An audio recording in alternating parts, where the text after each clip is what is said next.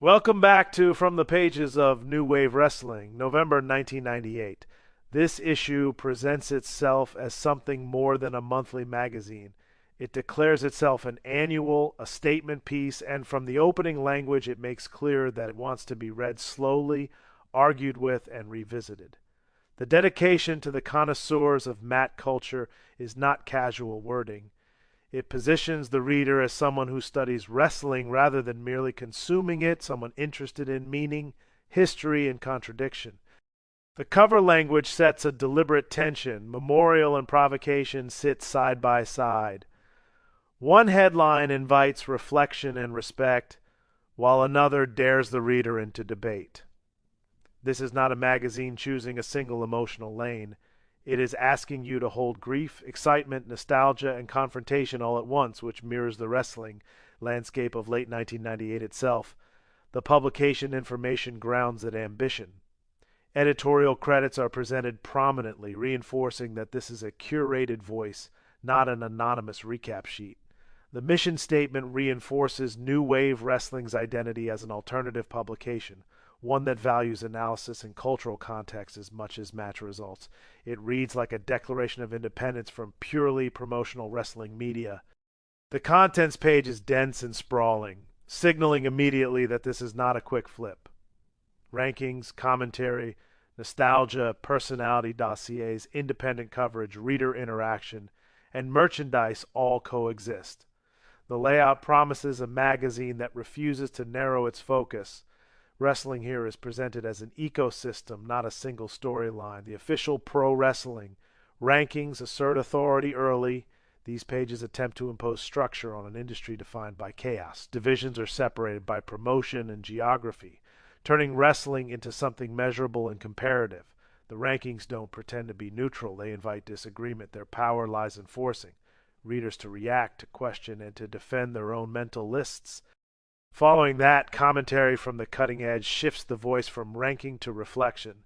This section examines trends rather than individuals, asking why certain performers resonate and why others fade. It discusses wrestling as a mirror of audience appetite, cultural mood, and media saturation. The tone is analytical, occasionally skeptical, and clearly aimed at readers who want to think about wrestling rather than simply cheer it. The pace accelerates with the next wave newsreel. Short, rapid items stack on top of each other, covering developments across WWF, WCW, ECW, and international scenes. Injuries, title changes, and roster movement blur together, creating a sense of instability. Wrestling here feels constantly in flux, as if no position is truly secure. That urgency gives way to reflection with Retro Wrestling Recap. This section deliberately slows the magazine down, reconnecting current events with recent history. It reminds the reader that today's moments are built on yesterday's decisions and that wrestling memory is cumulative. The recap functions almost like a pause button, allowing the reader to recenter. One of the issue's central conversations arrives with Goldberg versus Steve Austin. Who's more popular? This feature frames popularity as something emotional and intangible rather than numerical. Crowd reactions, cultural presence, television visibility, and symbolism are weighed carefully. The article resists declaring a definitive answer, instead exploring what each figure represents and why both resonate so deeply with the audience of 1998. The tone softens with Nostalgia Zone, Junkyard Dog Remembered. This section is reverent and restrained. It avoids sensationalism, focusing instead on presence, impact, and memory. Junkyard Dog is framed not just as a wrestler, but as a feeling, someone whose connection to fans transcended wins and losses. The writing invites the reader to remember where they were when they first saw him rather than telling them what to feel. Mystique returns in the Undertaker dossier. This feature reads like an archival file, cataloging ring names, physical traits, career evolution, championships, and rivalries. The Undertaker is treated as a long-term construction, a character sustained through consistency and adaptation. The dossier format reinforces the idea that The Undertaker is less a man and more an institution. Legacy is explored further in Ring Legend Spotlight, Terry Funk. Funk is framed as wrestling's eternal outlier, someone who refuses to settle into a single identity. The article emphasizes endurance, reinvention, and authenticity. Funk is portrayed as respected not because he is comfortable, but because he is willing to suffer for credibility. Chaos and volume take over with Rassle Rap Bill Alfonso. This section embraces noise rather than taming it. Alfonso's manic energy is framed as an extension of ECW's identity, where disruption is not a flaw but a feature. The profile leans into excess, treating it as a necessary ingredient rather than something to smooth out.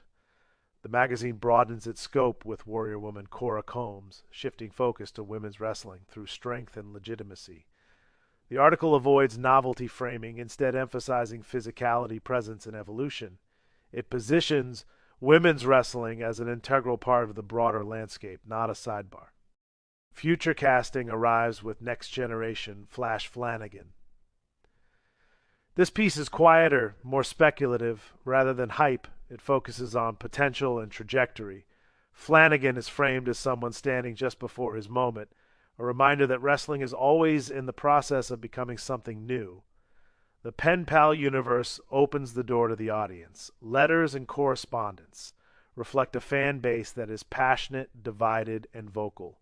Opinions clash, theories emerge, and arguments spill onto the page.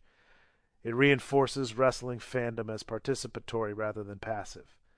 The independent scene section pulls attention away from the major promotions, documenting smaller shows, regional talent, and grassroots momentum. It reminds the reader that wrestling does not live solely on national television. The ecosystem is larger, messier, and more resilient than any single company. Advertisements are constant companions throughout the issue. Action figures, trading cards, videotapes, apparel, and subscriptions fill space aggressively. Mail order forms dominate, reflecting a pre-digital economy built on patience and anticipation. Wrestling is something to collect, wear, trade, and archive. Merchandise sections like the Slam and Swap shop blur fandom and commerce completely. Bags, figures, cards, and accessories are presented as extensions of identity. To like wrestling is to display it. By the final pages, New Wave Wrestling November 1998 feels intentionally crowded. It is not streamlined, it is layered, argumentative, nostalgic, and forward-looking all at once. It captures wrestling at a moment when popularity is exploding, boundaries are blurring, and identity is constantly being renegotiated. See you next time, and farewell from the Empire State.